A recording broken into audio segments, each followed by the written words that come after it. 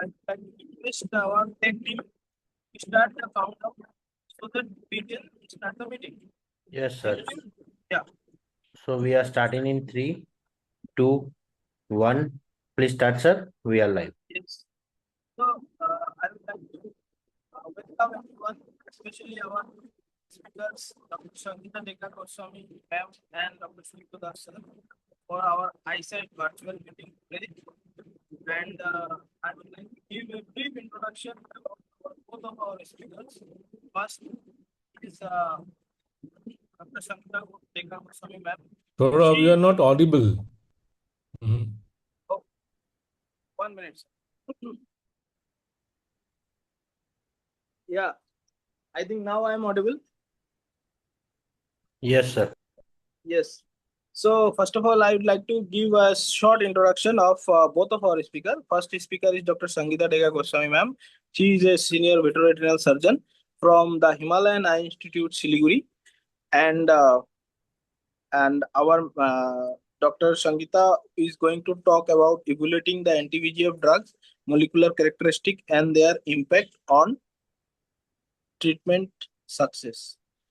And our second speaker is very well-known speaker, Dr. Sujit Das sir from Kolkata, Netralayam Eye Hospital from Netralayam. And sir is going to talk about translating research into practice, real-world application of DME management strategy. So I would like to welcome Madam to kindly start your presentation. Sangeeta ma'am. Yes. Yes. Good evening, Saurav, and good evening, Sudipta sir. Am I audible?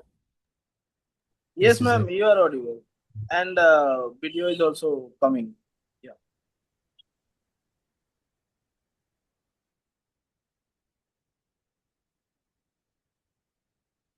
So is the slides visible? Yes, ma'am, it's visible. Visible. Perfect. Okay. So good evening, everyone. So I shall be speaking on the molecular characteristics of the anti-VEGF drugs and their impact on treatment success.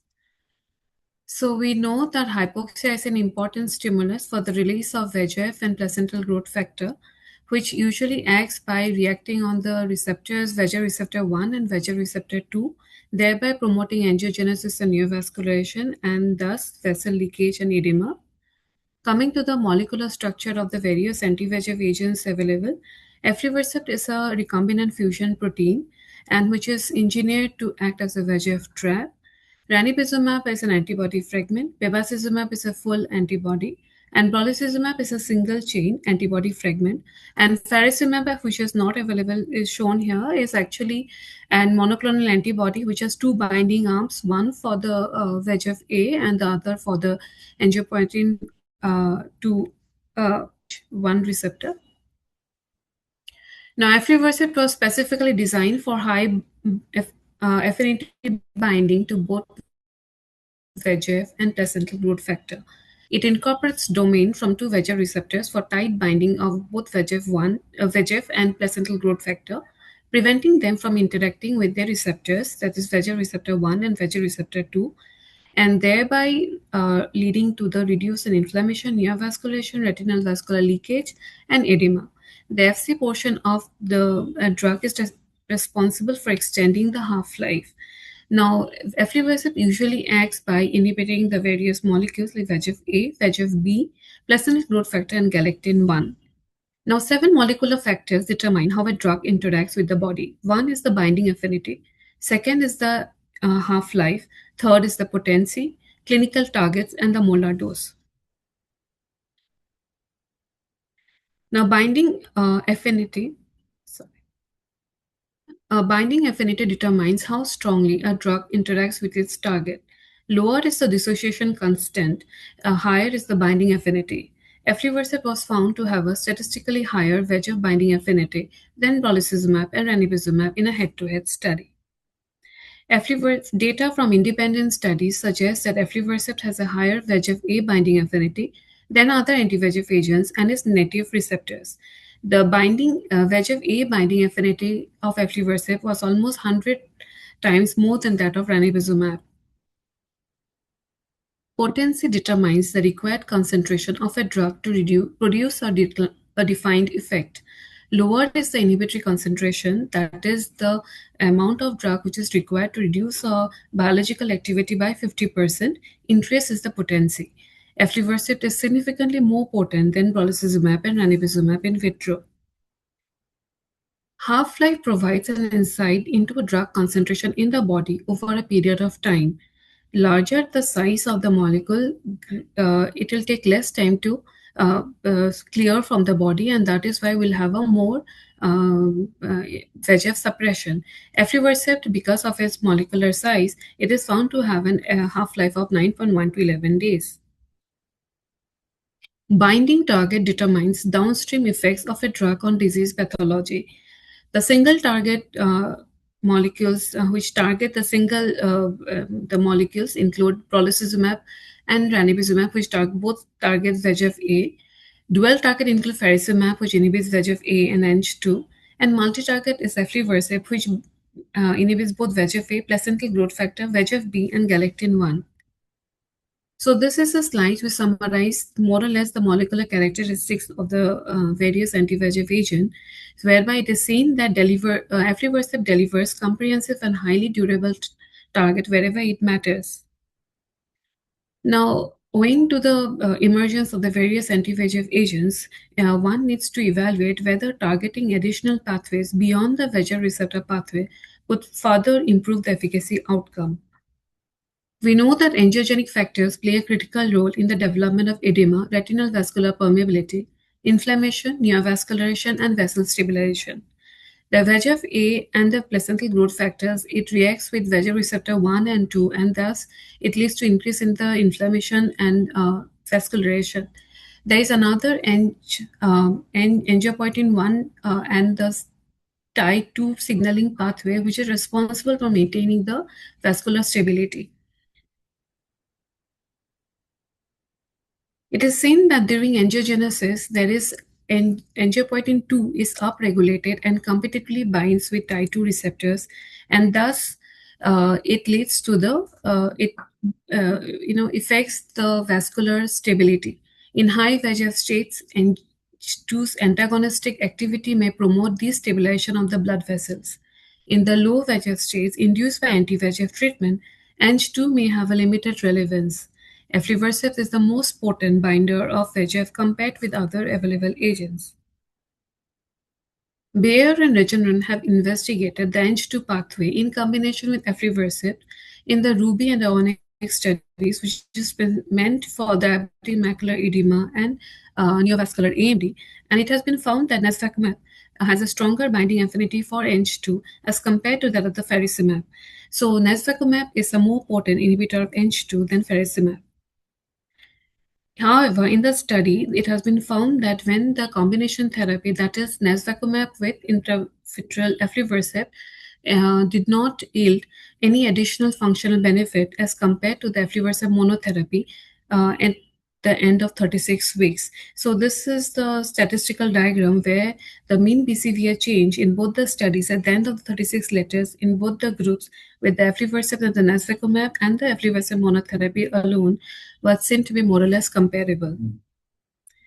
So there were some studies with the faricimab in the Yosemite Rhine and the Tanaya-Lucerne study in the diabetic macular edema and the neovascular AMD, where it has been found that faricimab was non-inferior to aflibercept, however did not confer any additional clinical benefit over aflibercept.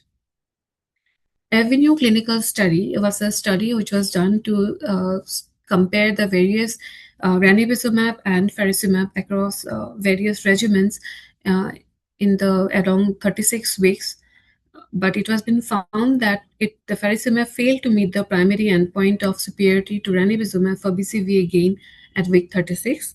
Levels of Ang2 inhibition were similar between the two agents, suggesting that anti-Ang2 mechanism of action of faricimab may provide no additional benefit over anti-VEGF monotherapy. It has also been seen in studies with aflibercept that an RCT-like outcome could be possible in clinical practice by early and intensive therapy with aflibercept. And this has been proved in study like Moorfields and in neovascular AMD and also in DME, where it has been seen that early intensive therapy in the first year was responsible for maintaining vision gain through year 4 with a proactive treatment and extend dosing regimen. And where it is seen that in the first year, the number of injections is 7.4 and the vision gain was around 7 letters, which was which was almost maintained at the end of year 4 with the reduced number of injection. So this has similar been seen with diabetic macular edema patients, where the vision gains achieved with a more meaningful reduction in treatment burden after early intensive dosing. Thus, to summarize, it has been seen that aflibercept targets where it matters most, VEGF and plasmapheresis growth factor, thereby inhibiting downstream signaling via VEGF receptor 1 and 2, which is the master regulator of pathological angiogenesis. To date, both preclinical and clinical data suggest that there is no additional benefit of targeting alternatives to the VEGF receptor signaling pathways. It is highly durable in the sense that separate independent studies suggest that aflibercept has a greater binding affinity for VEGF-A, a greater potency and a longer half-life than other available anti-VEGF agents.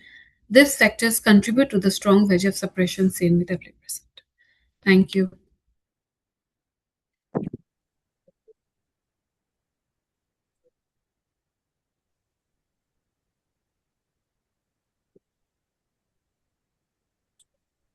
I think Dr. Sangeeta, a very nice presentation and a very important presentation. Most of the time we keep going through these slides every time to check the potency, molecular weight and everything. One point I just wanted to highlight, because in those studies where nesbacumab was used, probably there were few opinion about its molecular potency. It was not a exact drug with exact differentiation, and it was a monoclonal antibody to this angiopoietin 2 compared to faricimab, which actually is a bispecific. So they actually discontinued the drug. So after phase 2, both these Ronix and these studies were discontinued because the molecular differentiation was an issue with nesbacumab. And because of that only, the study started with faricimab, and that came out with different results in the RCTs. So that was one thing I wanted to point out.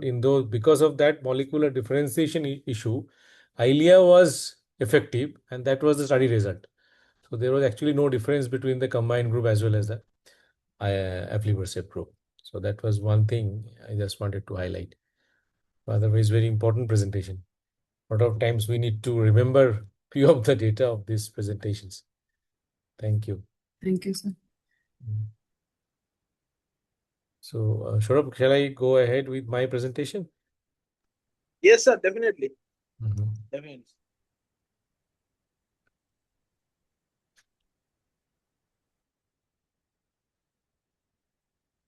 So, is it visible now? Yes, sir, visible, visible. Fine, thank you.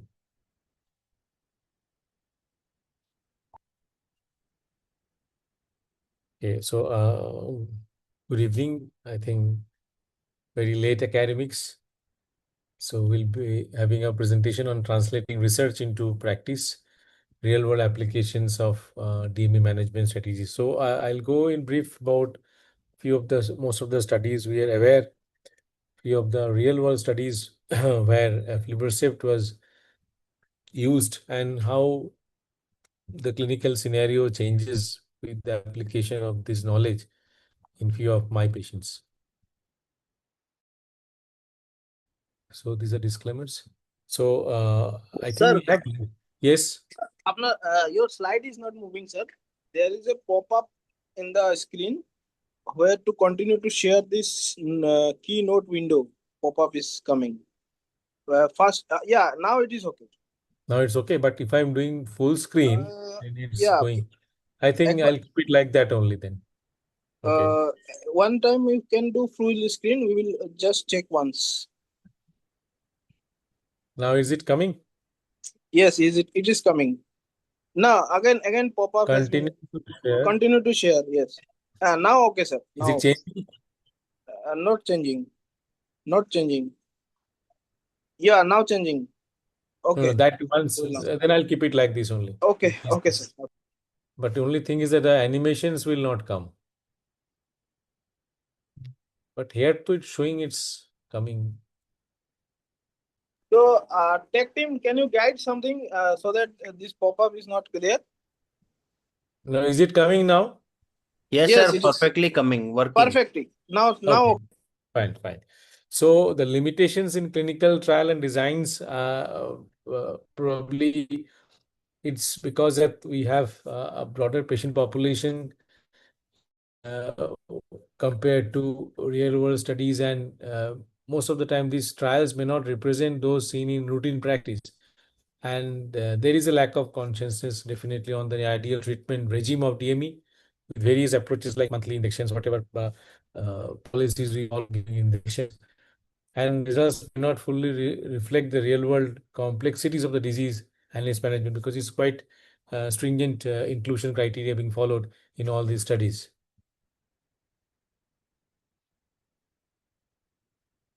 Why is this coming?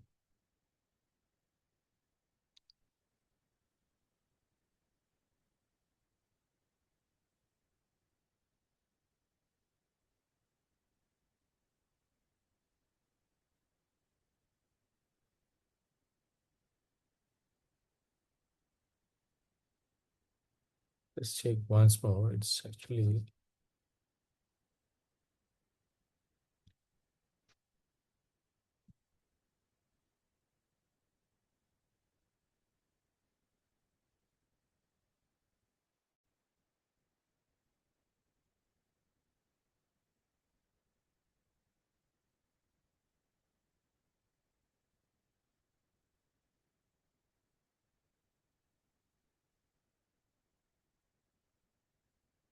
so now it's coming. yes, sir. Coming. It's coming. Yeah, it's changing also, right? Yes, yes, changing also. Okay. So if we see the current landscape of anti-VEGF in DME management, probably the rise and rise of the studies where the landmark, the role of ranibizumab came into it. Usumality is mostly for the faricimab injection, and we have this kite and crystal data for brolucizumab. So all the studies probably came with equivalent with the pre-existing drug and non-inferiority with the pre-existing drug. But and if you see these studies in a longer follow-up, so suppose we see Vivid and Vista and DRCR protocol T, okay, they definitely had a very robust evidence of aflibercept treatment in DME in both these studies. Now, why actually we need this real world evidence? Because to complement data cities, because first of all, probably it's more, we need to have more real world effectiveness in the clinic. Patient population which is unselected, diverse, and not pre-screened, often presenting with a range of comorbidities. Treatment is based on physicians' decisions and typically includes very diverse outcomes. So patient impact, worldwide differences, and value of treatment. Definitely, the third point is very important, that we need to have to logically support and probably see how the patient disease treatment part can actually help in reducing the cost. So endurance was actually one where patients from Vista, which maintained vision gain for 5 years with mean 3 to 4 injections. Now, if you see Vista, if you see the longer follow-up in endurance, you can see in 4 year and 5 year follow-up, the number of injections actually were much less. It was around 4 to 5 injections in a year and 3 to 4 injections in the 5th year, and reasonably uh, manageable vision. It was not improving, but it was reasonably maintained. So there was a substantial reduction in treatment burden in this endurance group through 2 years, and there were patients who didn't require retreatment, which is almost around 48%. So almost 50% of patients, they didn't require injections of the patients who actually needed 5 or fewer injections in the current maintenance phase. Now, aflibercept provide real-world vision gains consistent to the results what we see in RCTs, and these are the two studies, Apollon and Moodfield's group. they've actually seen that the number of injections, if we can start giving the initial loading dose and then try to have an extension, these real world studies actually had shown number of injections to be reasonably little less compared to the RCT group. The only issue that what I would highlight that studies actually started with 5 monthly loading dose. Now this is one thing, even in real world scenario, probably we don't start with 5 monthly loading dose. So that is one point you have to keep in mind before analyzing the data for these two studies. Now, Draco also was another one where it showed meaningful vision gain or maintenance with aflibercept regardless of the baseline vision. And there also 75% of patients, the diabetic retinopathy severity level remains stable even after 4 months. The mean BCVA baseline was 71.4, and there was at month 12 in the treatment naive group, there was around 2.5 liters of change.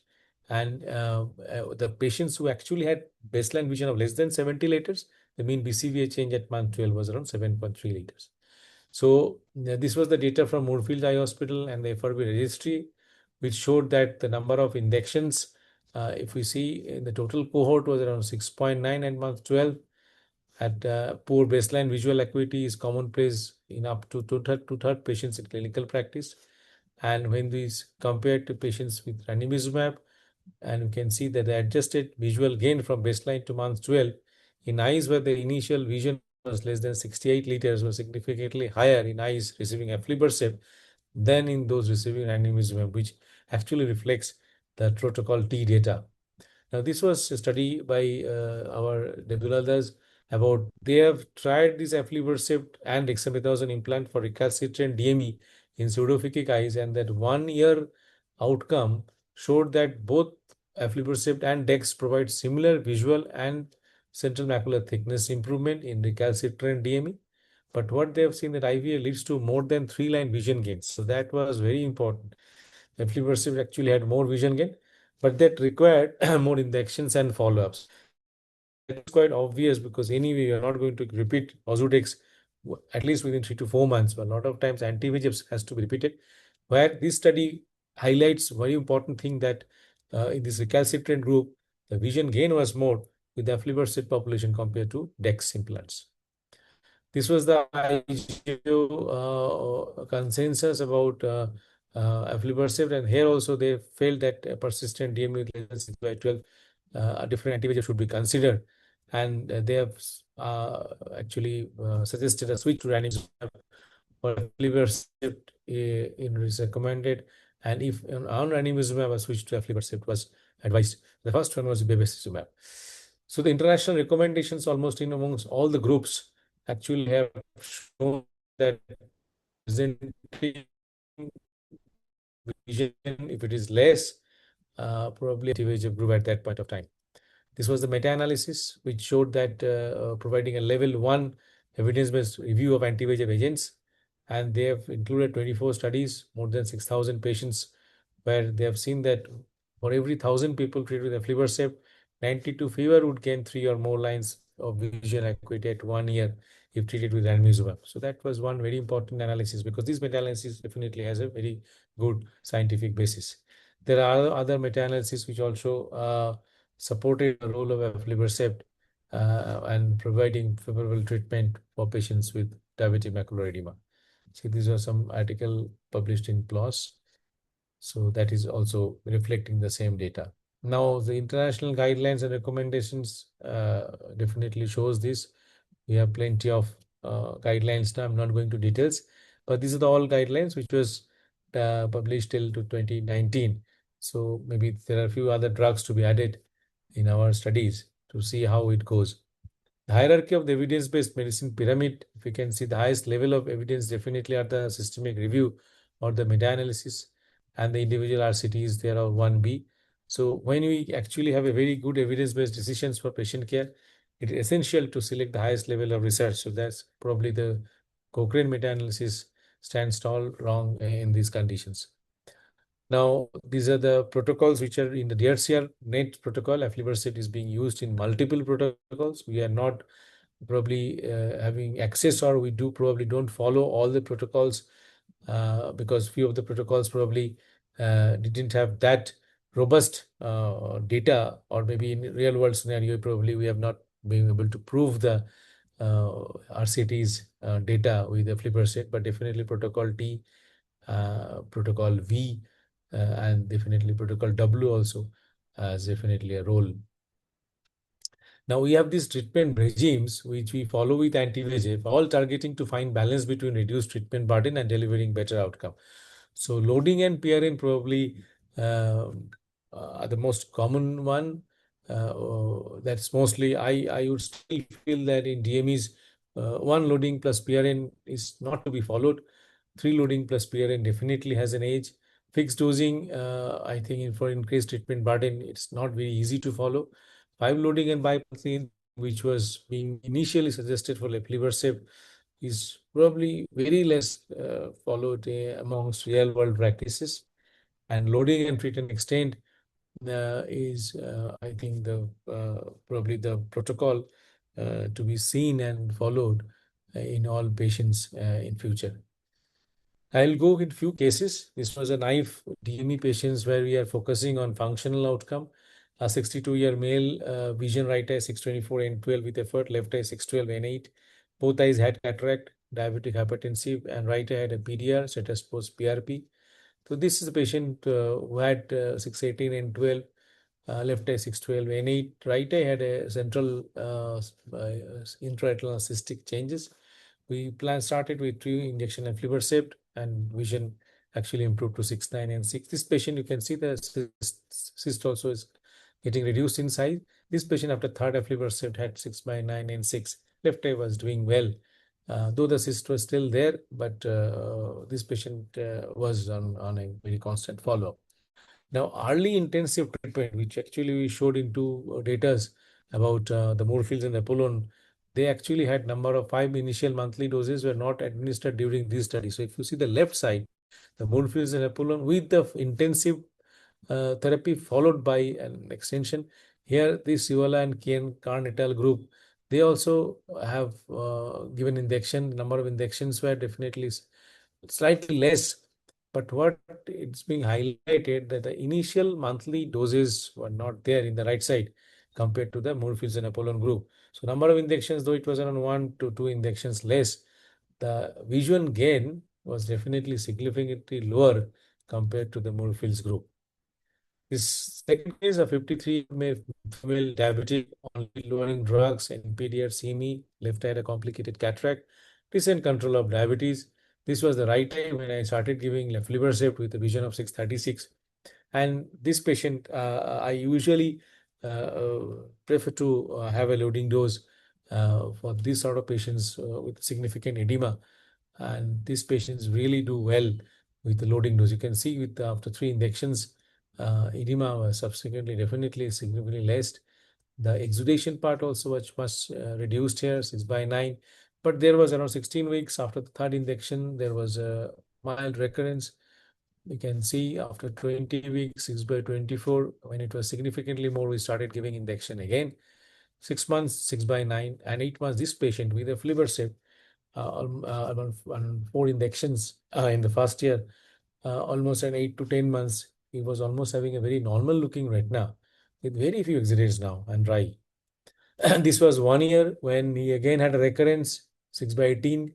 I again gave aflibercept. But what you can see, the exudations here actually has significantly reduced, 6/9. It was 1 year, 5 months. So almost around 4 to 5 months, we were repeating injections, and this was at the end of 2 years. But second year, the number of injections definitely less. And this patient 6/9, mild intraretinal edema, but still the vision was maintained well. Now, 5-year outcome of Protocol T extension study highlight the need of proactive extended dosing to maintain initial visual gain. Because if you can see this observational group, you can see a decline in the visual gain compared to what actually was seen in the RCT. So definitely, it's not that we can just follow these patients and give on a random basis injection, because the visual gain is not maintained, but we got in the initial randomized group. So patient received a median of 12 visits and 4 injections over 3 years. So that was definitely less. And loss of vision probably was a consequence of under treatment and inadequate follow-up.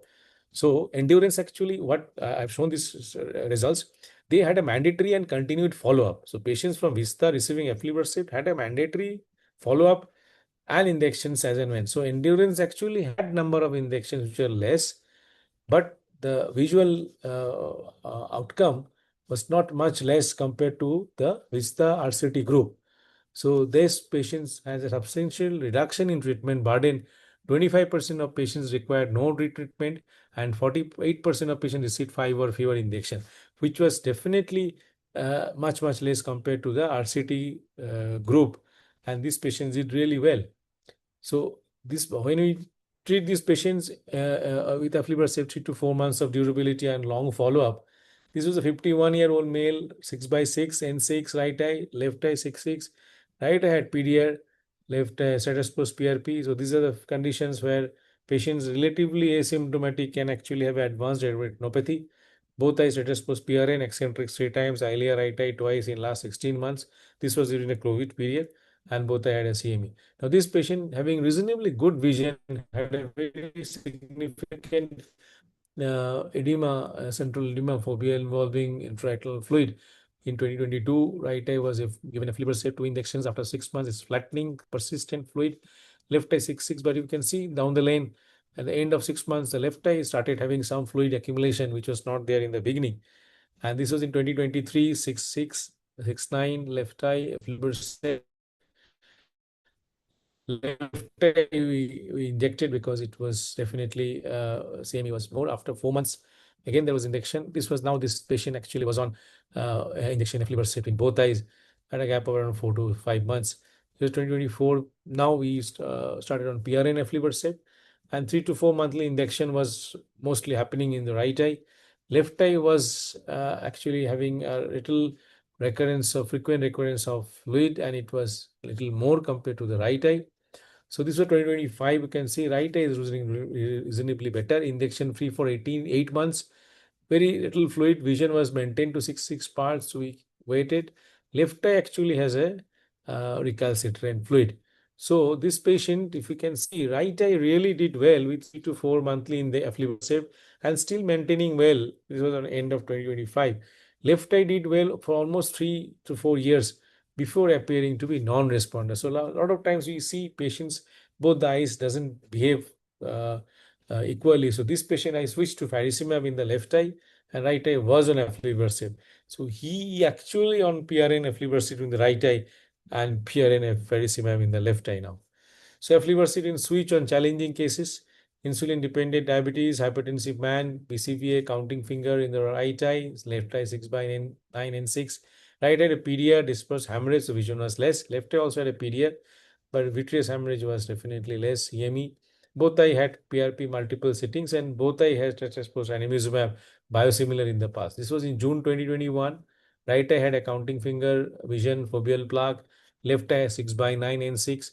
Both eye had injection in 2020, and this was the plaque. Because of that, the vision was less. This patient, after 5 months, if you can see, right eye 5/60, left eye 6/9, and was on ranibizumab biosimilar. The right eye maintained the same after 8 months. Left eye was on ranibizumab biosimilar after 1 year, 6/9 and 6. And this was the picture of the left eye, which was Feb 2023, and this was there was sudden vitreous hemorrhage, 6/12 and 6, and vision dropped to 6/60 and 6 with this hemorrhage. So right eye maintaining, left eye had some, you can see the subhighlight hemorrhage here in the left eye. So edema was not very significant, but there was a dispersed heme. Vision was less. This was in May 2023. Right eye maintaining, left eye 6/24, but there was recurrence of edema once we have treated the PDR with laser. And after 1 month, this patient actually I switched because this time with biosimilar molecules, it was not responding well. So I switched to aflibercept. Patient was not keen to have loading doses, but anyway, he thought of continuing aflibercept 6/18 and 12 After 8 months, 3 injection aflibercept. It was almost like a gap of 6 to 8 to 10 weeks, something like that. 3 injections, 8 months, 6/9, and vision was maintaining well. The edema subsided reasonably well, and you can see the heart exudates here in the second picture definitely has reduced in the third one. So fifth case, a diabetic hypertensive lady, PCVA 2/60 and 36 in the right eye, left eye 6/9 and 8.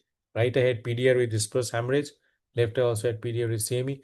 Again, multiple sittings of PRP. Right eye needed VR surgery and left eye anti-VEGF. So this was long back when this is the condition of vitreous hemorrhage. Left eye had a edema. So this patient actually was on ranibizumab. This after 2 months, after 8 months, when even after Cetespos VR surgery, Cetespos ranibizumab 3 injections, left eye 2. Left eye had a modified grid laser done, which usually happens with us in these patients of chronic follow-up. And vision was after 1 year 6/18 N8, left eye 6/15 N6. Now the edema you can see obviously was persistent. So both I switched to aflibercept at that point of time, and this was after 2 years with PRN aflibercept. Upper one is the left eye. You can see the edema significantly reduced in the left eye. Right eye it definitely reduced, but not very significant. This was the condition after 3 years of PRN aflibercept.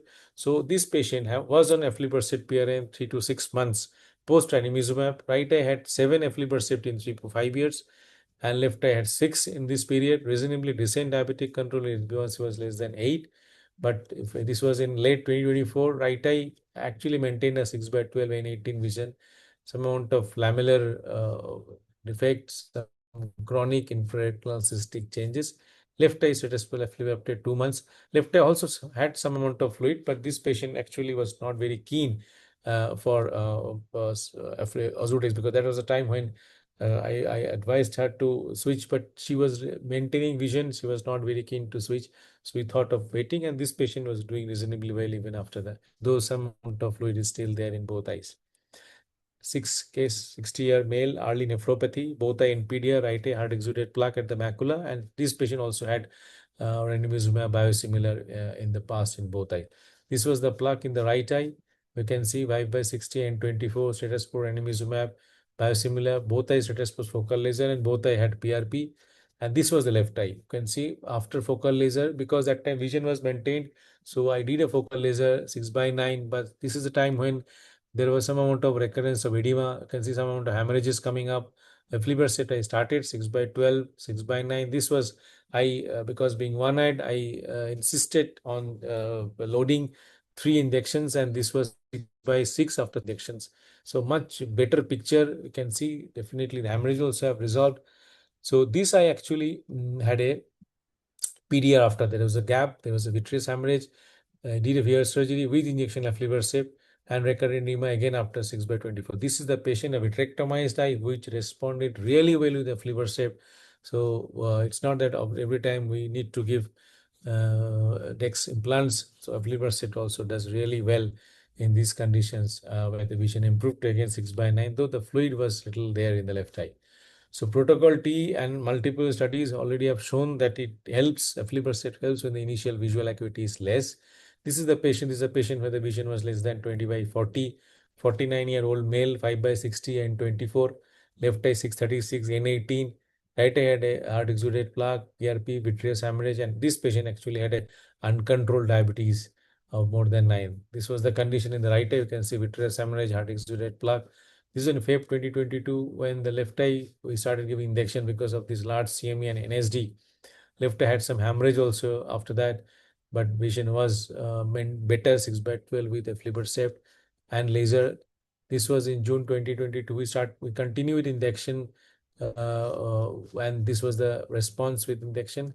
So in September 22, you can see injection aflibercept 2 injection 6/12 and 6. So this is when the patient also had an elevated and deranged lipid profile. So I started on statin and fenofibrate. I usually start in a lot of patients of mine where I get a deranged lipid profile with elevated triglycerides. And after 4 injections in Feb 2023, 6/24 and 18, March 2023, right eye, which had a VR surgery, left eye with aflibercept. This was the last condition we can see in March 2023. So this patient continued on injections. Right eye had a foveal thinning. Vision was not very good even after surgery. Left eye had a reasonably good vision, but anyway, vision was not improving to more than 6/18 in 12. So this is the condition where we are giving injection. This patient actually developed bad nephropathy, so was not responding well. Patient on October 2023, when I have seen after that, nephrologist probably was not very keen to continue anti-VEGF. So he thought of probably switching to DEX implant in this patient. But these are the real world problems we face with a lot of patients. Eighth case, pseudophakia, inferior, left eye 624 and 12. Now, if you can see this patient, I've started with loading aflibercept as I've shown in the case for 5 patients, 6/18, 6/12, 6/9, 6/6. So a very steady gradual decline with around 4 to 6 week interval aflibercept. So I gave 4 injections, and at 7 months it became 6/6. After 1 year, again there was a recurrence. So it was not the gap of, it was not more than 16 weeks, then there was a recurrence. And this again after 3 injections at 12 weeks, it was around 6/9, though there was amount of fluid. Right eye had some recurrence of edema, and he was on aflibercept. This patient also had a deranged renal parameters, so I'm little skeptical about continuing. But if you can see these patients, and if the EGFR and everything is doing well, probably we can continue anti-VEGFs. Intensive loading dosage of aflibercept definitely has an age both in naive as well as recalcitrant DME patients. And in real world cases, 4 to 5 injections in the first year holds promise. You can see this patient doing really well if the systemic conditions are reasonably well, and we need a very good DM management and proper counseling for this patient. So I think safety, I'm not going in details. We are probably dealing with a very safe drug as of now, and that's being proven worldwide with all the studies. And to summarize then, aflibercept achieved clinically meaningful vision, and definitely it's having better effectivity if the vision is less than 69 letters. Early intensive therapy followed by treat and extend. Patient factors beyond vision, duration and control of diabetes, very important. Real world cases, people need an anti-angiogenic treatment, and because these patients are most of the time are under treated and under monitored. So, and aflibercept has a definitive edge to others to safely reduce the treatment burden while improving and maintaining vision. It's a bispecific VEGF, as Dr. Sangeeta was telling, that it definitely has a little good molecular property. Early intensive therapy of DME to maximize vision gain, definitely. It's very important with any anti-VEGF. Proactive individualized dosing can maintain visual acuity gains with reduced treatment burden even after 1 year. We have multiple studies of that.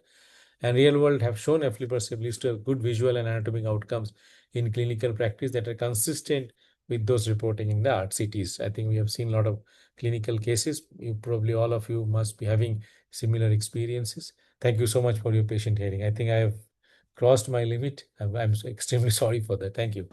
No, sir. Thank you so much for such a insightful and followed by your case presentations, which is very informative. I hope and our audience has enjoyed the presentation. And now it's the time to discussion. So if there is any question between our speaker or from the audience, they can place their questions.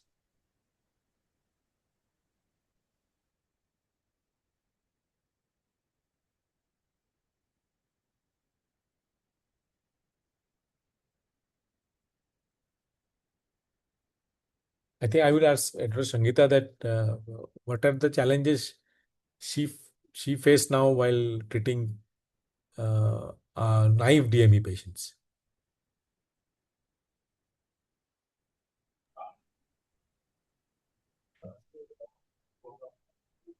So, naive DME patients, I think the first is the glycemic control that we face, the poorly controlled.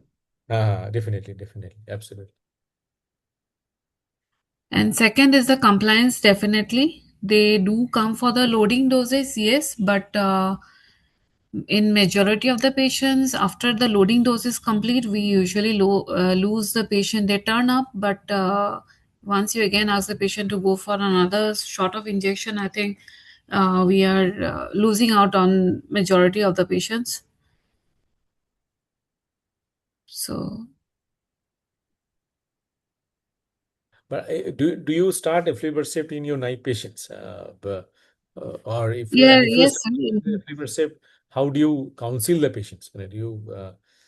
How do you counsel the patients that do you even if you start with aflibercept, do you advise them to go for loading with aflibercept, or you modify the loading slightly? Because uh, that we almost lot of people we do, but because to reduce the cost and other burden.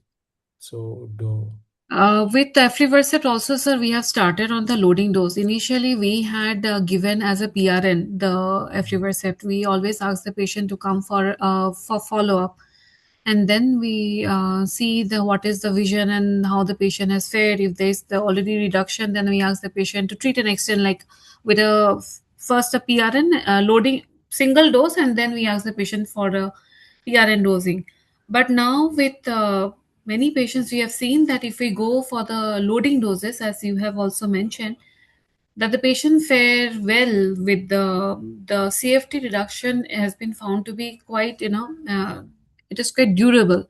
So they remain disease free, or the reduction has been achieved for quite a few. There are some patients where after loading dose, I think for 1 year or so, I have was able to achieve, no injection period. But correct, absolutely. but that is also has to be coupled with a great glycemic control, because majority of the patients, they have poorly controlled diabetes. Yes, So I think I also shown one of my patients with 4 injections in 1 year. Patient was very well. Only thing is that some other parameters changes and you get a recurrence very fast. So I think that's a challenge for all of us. But you are giving aflibercept loading, and I think probably the loading is very important. What I'm seeing in our DMA patients, or a close monitoring. So probably we can combine RCT and endurance, and then see how it goes. sir, Thank I you so have a much. I think question for you. anything else? No. Yeah. Sir, I have seen that in your patient where there was a exuded plug in the fovea, you still had gone with an anti-VEGF. I'm not able to listen because your voice is breaking. Uh, Sir, I just wanted to know Mhm. whether even when the patient had presented with a plug in the Mhm. fovea, will still go ahead with an anti-VEGF, or steroid would be your first line of. If I'm getting a significant edema, patient is a naive patient, and you feel that edema is going to have some amount of paracentral reduction of edema and some amount of quality of vision improving, I would still prefer to start with anti-VEGF. But if you see that these patients, two, three patients were there where there was a plaque, absolutely a plaque settled, and vision is poor, these patients usually don't benefit with anything. So, but I have seen lot of my patients that if you see some sarcinate maculopathy, hard exudates, these patients I still prefer to start with anti-VEGF before switching to Ozurdex.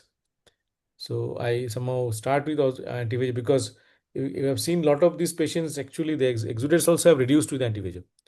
So these Mhm. are the patients. But plaque, if it is already settled and vision is already poor, they usually don't benefit. Even the plaque is gone, vision doesn't improve because of photoreceptor toxicity. But Yes. I'm not a strong believer of starting steroid in the beginning, because anti-VEGF probably the remodeling issue, the diabetic retinopathy issue is much better addressed compared to Ozurdex.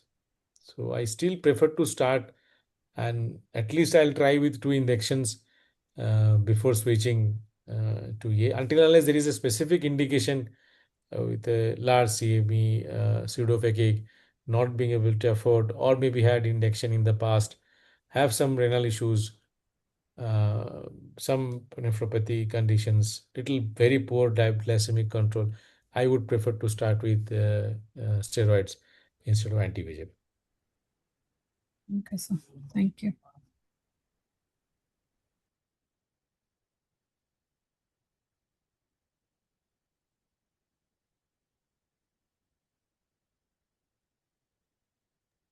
So one more question. How is your experience with faricimab in diabetic macular edema patients? Faricimab, see, I till date, I have not given much in naive patients.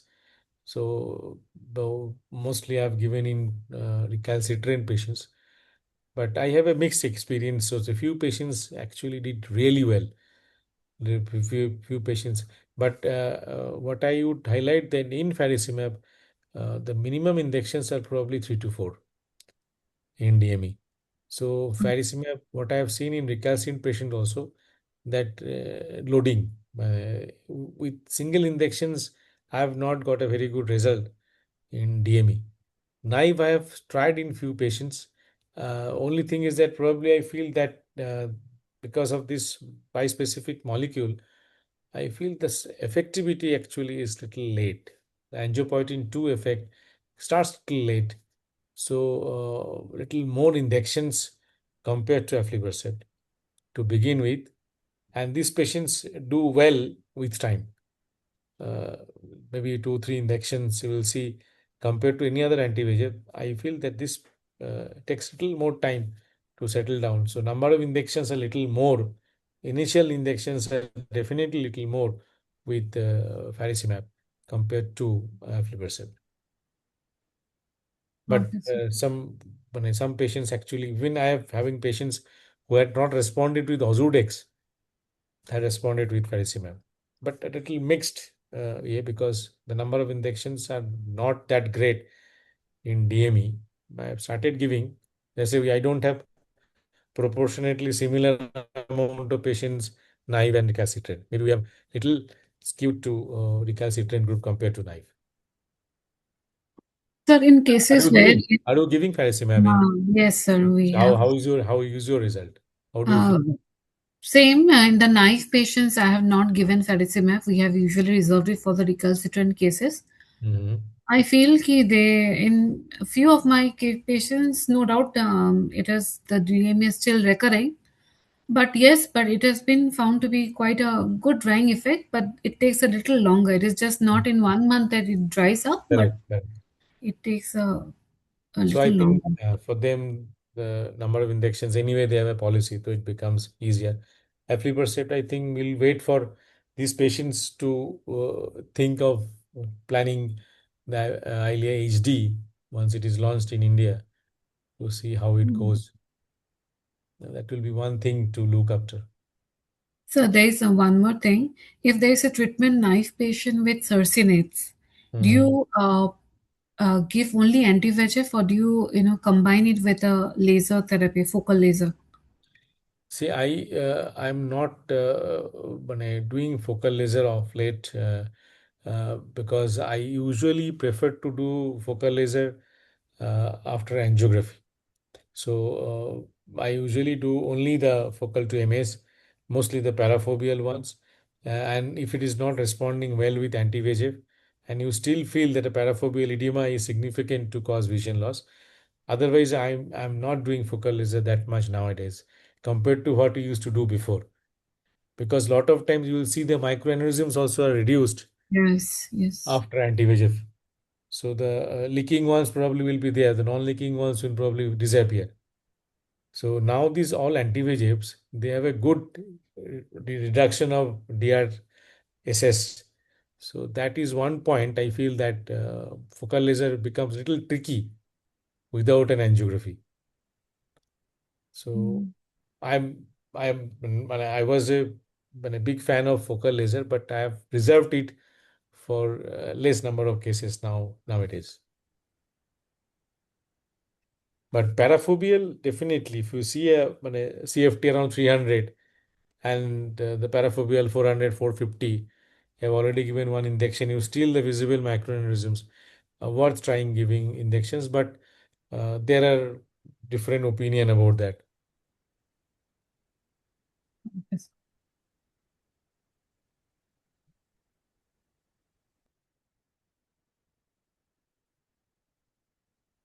I think we keep learning with all these molecules and their studies and at least hope that we do some betterment for the patients.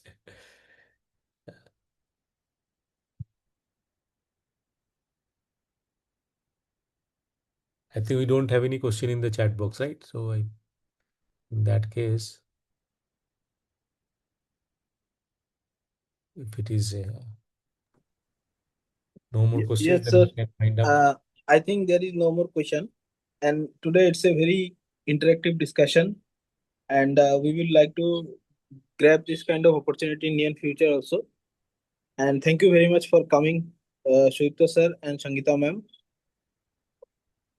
for the successful conduction of this meeting. And once again, thank you very much. And good night, sir. Good night, ma'am. Thank you. Thank you, Shork. Thank you so much. Thank you, sir. Good night. Thank you. Thank you.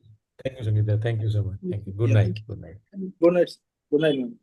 Good night. So, tech team, Good night. Good can night. you Good night. please close the event today for today? Yes, sir. Yeah. Thank you. Thank you.